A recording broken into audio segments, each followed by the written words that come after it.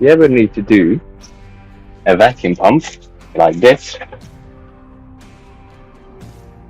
there's the part number, for a Vauxhall Mokka.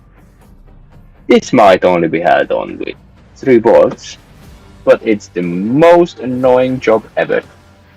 First thing you need to do, you need to disconnect your EGR valve right here, take the battery out, take the tray out, take the ECU out. To get to the bolts that hold the intake pipe on from the bottom. These are 10 millimeters. There's one here, and there's 2 more right over here. One there, and then there's just one more behind the plastic over here. And obviously you need the engine cover off. You need to disconnect all the wiring. Take the fuel rail out. It's something that I only realized until quite late in this job. But you need to take the fuel rail out completely, so you can just undo the 17mm nut holding fuel rail right there. You can undo these 10mm bolts or 10mm nuts instead of undoing the X6 bolts right here. Undo these 2 instead. And then once you got those 2 off, you can basically take the fuel rail out. You need to have the glow plugs disconnected as well. And then you've got P45, 5 of them at the top, 3 of them at the bottom. You got one here, one there, and then you got another one here, and then you got 2 13mm. 2 13mm nuts on each end, which act like, you can see it right down, where is it? Right down there. That one, right there. Not this one, that one. Same on the other side. And then at the front, this is not something actually you need to take off. I was just seeing if I can take this pipe off to get some more access, but not necessary. You need to take the intake pipe off right here. Disconnect a few vacuum lines here and there. And then unclip a bunch of the wiring. And then once you've done that from the top, now you can go to the bottom, where you will need to take the, if you can see it, you will need to take the oil filter housing off, which you can do by, where did the bolt go? You've got a 15mm bolt like this that holds the oil filter housing at the bottom,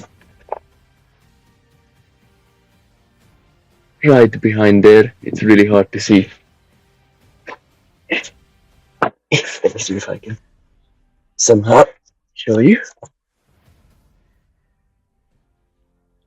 So there's your oil filter housing.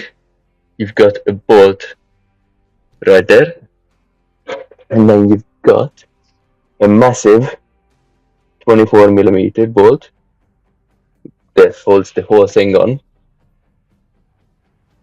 right there. And before you do that, you'll also need to take your starter out.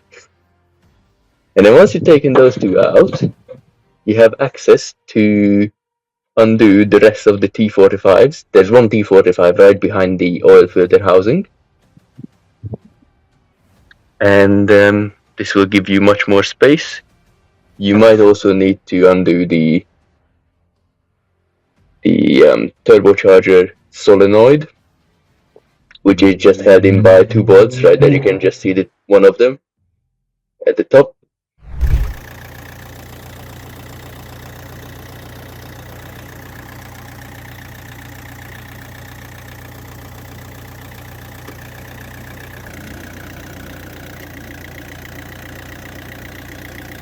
And obviously when you're taking the oil filter housing off, the oil cooler, make sure you have something underneath, because there's a lot of coolant that will come out.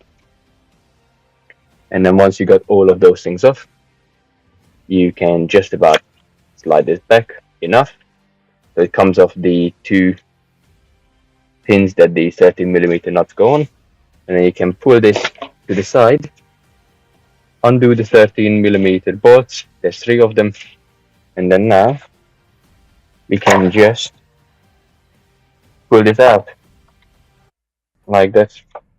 Now we've got enough space. Take it out.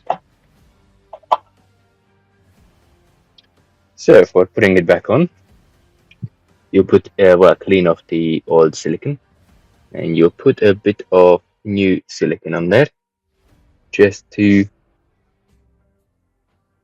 sort of where that meets. That's where you so it doesn't get any leaks.